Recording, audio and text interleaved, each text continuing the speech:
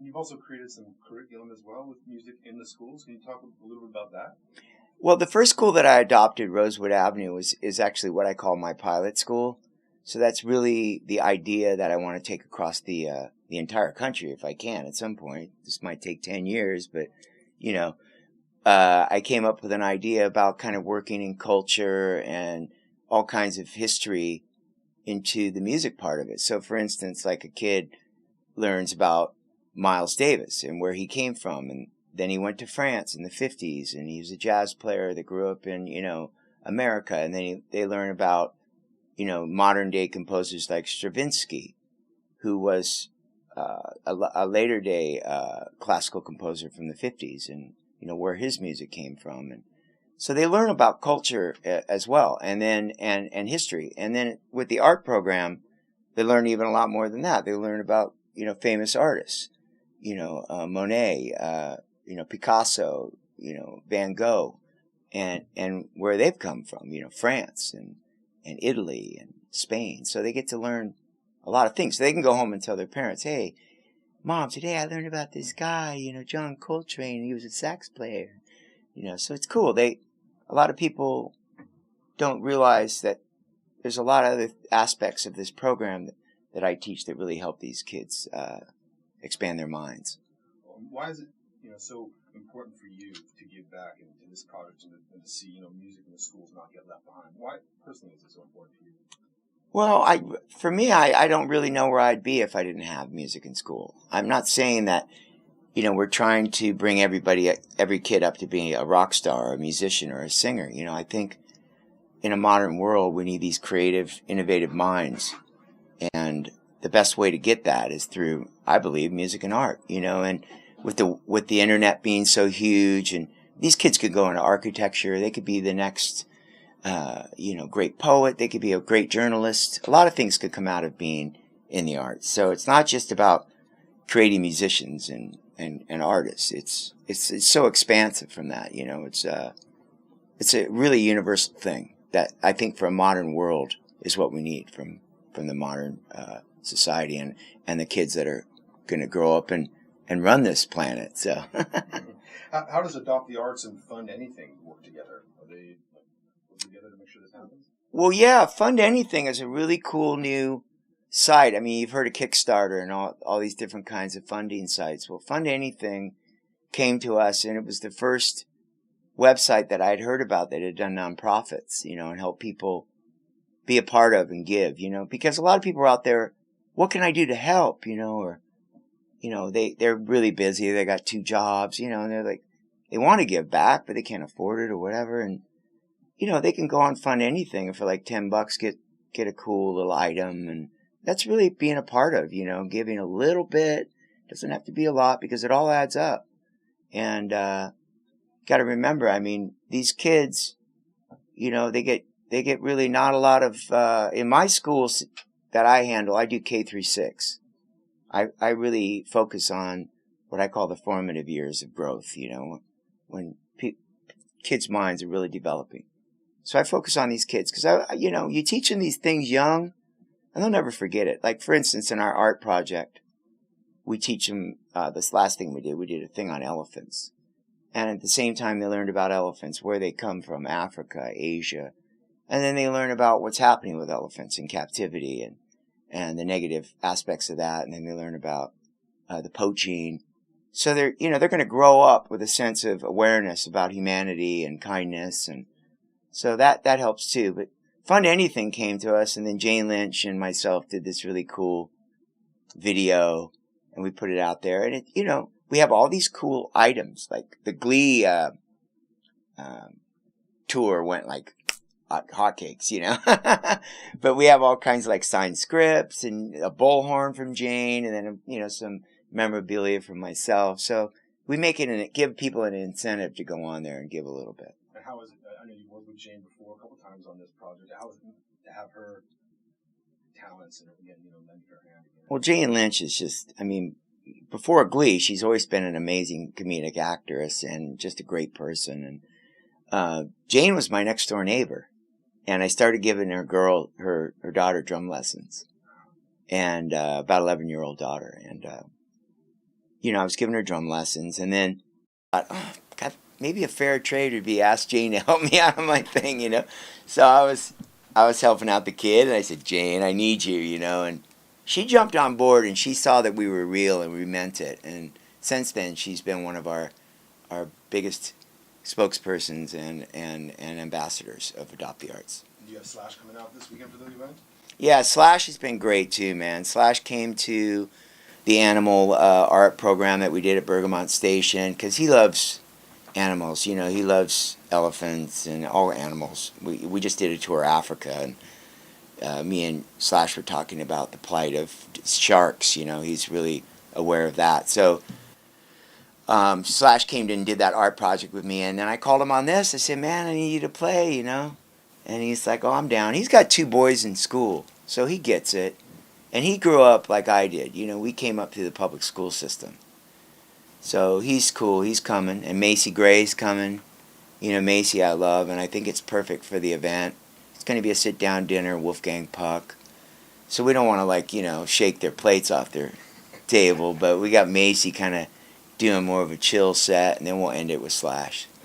I've always been interested in world education, and so when they came to me and said they'd like to partner, I just thought that was the coolest thing, that I could bring that into my Adopt the Arts thing, because that was really something that's always been at the forefront of my mind. And initially I started out bringing instruments to orphanages and shelters, and I had these crazy big ideas about going to other countries and bringing instruments, and which I still will do when I'm in those countries. I brought some stuff down to South America. And when I heard from these guys in Pakistan, I'm like, that'd be really cool. And then all the kids are going to be there too. And my school, in my schools, I have an honor choir called the Changels. So they learned a song, and they're actually going to sing in the Urdu language, which is pretty heavy, So they're learning about Pakistan. And the Pakistan people, I hope we're going to be pretty impressed with that, because we're going to have a big Pakistan community there. I don't know if you know this much about the people from Pakistan, but every month it is in their culture to give. They do something every month to give back, and that's just part of the culture of the Pakistan people. So they're a very giving community, and it's going to be a lot of people there. Shahzad Roy is a huge rock star in Pakistan. He's like the Bon Jovi of Pakistan. so if you've never heard of him, they've heard of him there, and that's going to be cool to see him. And we're going to play with him as well. You've done a lot of work. A lot of it's been rewarding for you as well on this Adopt The Arts program for you for the last couple of years. Has it been a success in your eyes? Oh, yeah. The success of Adopt the Arts is all about staying with it, being persistent. I think it's like, I look at it like anything that I've done in my life. I didn't make it in the music business overnight, It took 10 years just to get a real break. So these things take time. You have to stick with it. And it's a growing process. It's all about the organic vibe of just getting people involved. And you put a bunch of great people together, and a lot of good things can happen, As we stay on top of things, it actually puts a little bit of pressure on the school board too, because people hear about it and they're like, what do you mean they're cutting the music and the art? Because a lot of this stuff gets swept under the rug. So, when we're out there promoting, it actually helps in that area as well. So that's really my goal. And it's another challenge, it's a challenge for me, but I like the way I feel doing it. I really do. It really, I'm not, getting these huge, I'm not getting gold records or any of that kind of stuff. But it fills me up inside, so that's the best thing about it. Very cool. At the show, are you going to be playing any of the new material you're working on, the singer-songwriter stuff? Yeah, well, I started on an album last year, and I finished it about a month ago.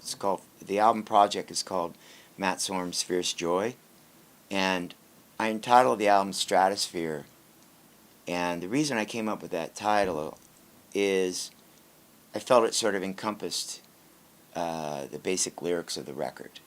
And what I was feeling was the music that I put down on the album, and it's very different from my rock stuff. There's maybe one rock track on the whole album, but a lot of it's stuff that I put together on the acoustic guitar. A lot of people don't know that side of me. And I've always been a guitar player. And I have acoustic guitars in the house in practically every room. And then I wrote a few songs on piano. And I'm really excited about it. And I really felt like it was time. I've been thinking about it. And I had time to do it. And I had all these songs. Believe it or not, I had a lot of the ideas for about the last 5 or 6 years. And I had them all on cassette tape. Can you imagine? So it could be even a little longer than that. But I'm like, oh, wow. This is like... So I went through all these cassettes to find all these random ideas.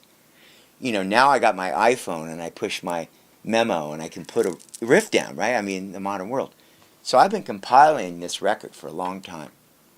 And went out to the desert and wrote a bunch of it, which is an amazing place to write. And I've heard about it, right? Like all these great writers went out there, Graham Parsons and, the U2 headed out there. And a lot of great poets and writers live out there. But I went out there and wrote, and I just really felt this energy. And then I finished the last half of the album lyrically down on the beach in Laguna where I grew up, because it sort of brought up a lot of childhood memories for me and sort of what I was feeling. And lyrically, I'm really proud of the album. And I've got a really great band, and we're going to play a couple songs at the event. Getting out from behind the drum kit, it's like most of the time the band goes, get back there. I'm like, okay. But I feel good, I feel comfortable standing up front, Tell me a little about the band. Did you hold auditions? Are these friends of yours you've always wanted to work with? Oh, yeah. Believe it or not, there's a lot of great musicians around that people don't know about. Some of the greatest. And I've always had them in my wheelhouse, And I've picked the best players for this particular style of music.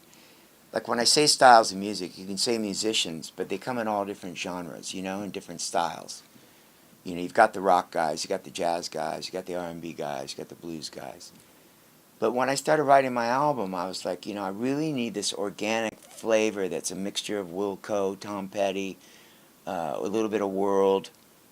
So the percussionist is a guy named Scott Bredman. It was the first guy I thought of. And he's played with Jose Feliciano, Lindsey Buckingham.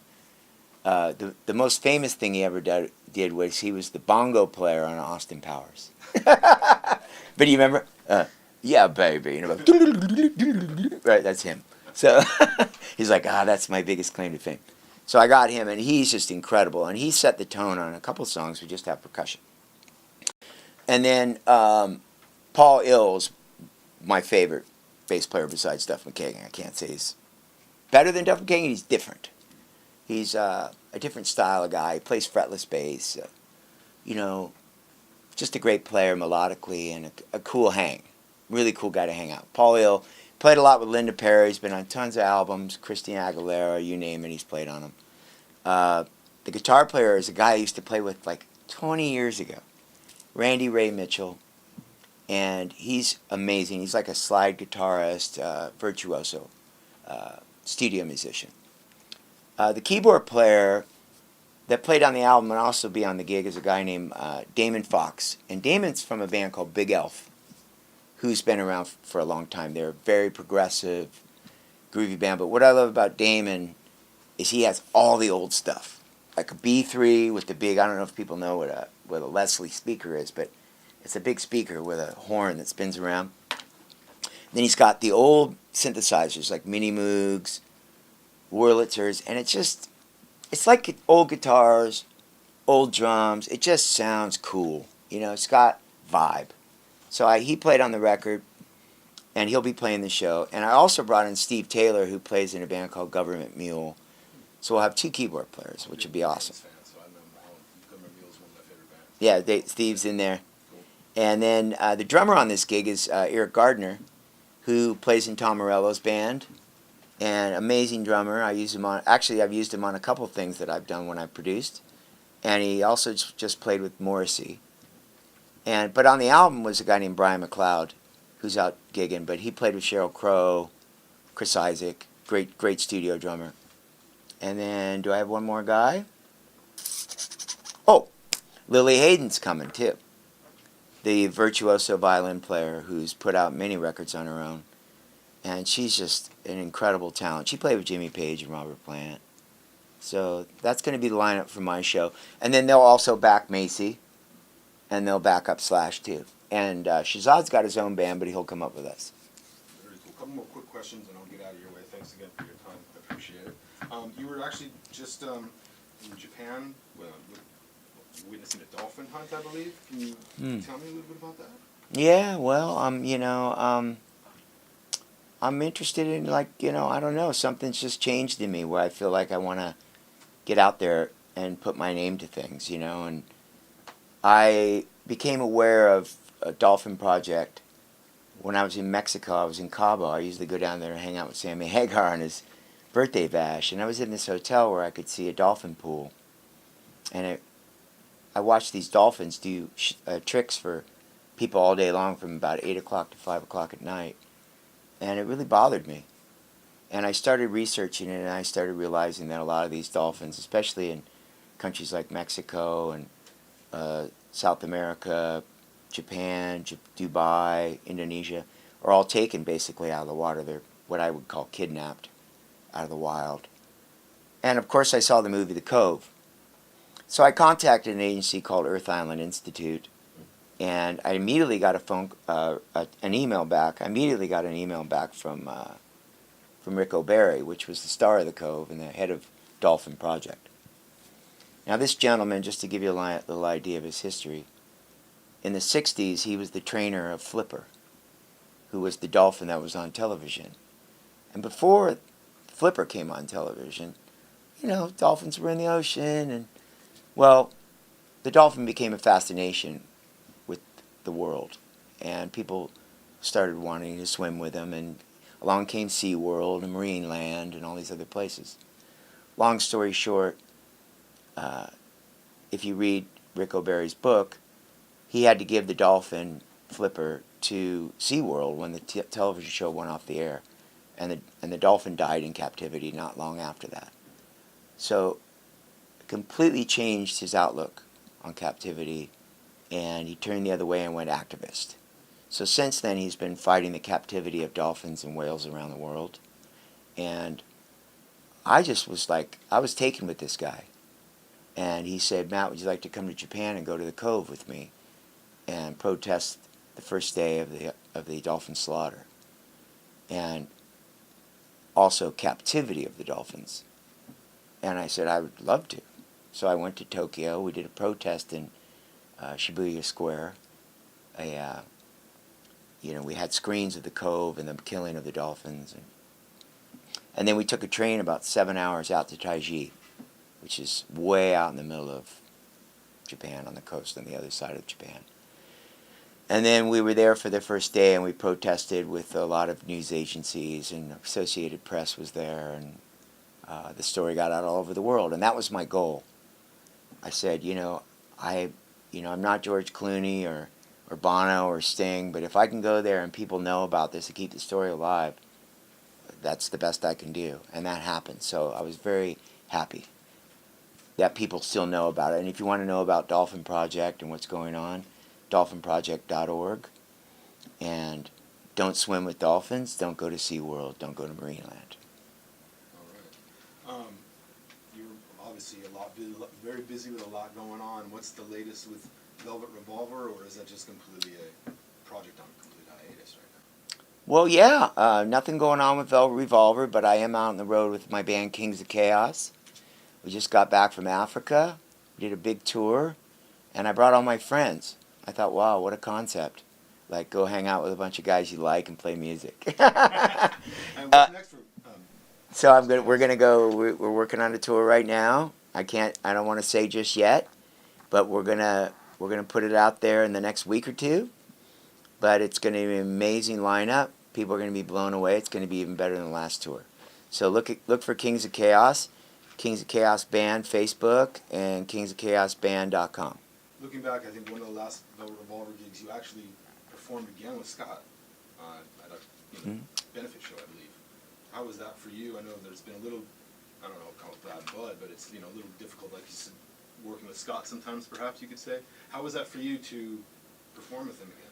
Well, we did it for the right reasons, We all lost a mutual friend, and we got together, and there was no egos around that kind of a thing, you know what I mean? We were there for the family of the departed friend, and that's basically what we did, and we walked away from it and didn't really talk about it after that again, because it's just not where we're at, and everyone's doing their own thing. Duff's out with walking papers. Slash is having a blast with his thing. He's doing well, and I'm having a lot of fun, and I'm enjoying really what I'm doing. And when the time's right, maybe you never know. Last question for me: have you had a chance to listen to Stone Temple with Chester? I'm just curious. Yeah, well, I love Chester. I mean, I've gigged with him a bunch of times, and he's a great guy, great singer, and the songs are great, and you got to get out there. When I was in school, music was the major part of my day. The fact that they possibly could lose the arts and music program is the most horrific thing I've ever heard. It's a travesty. It's unheard of.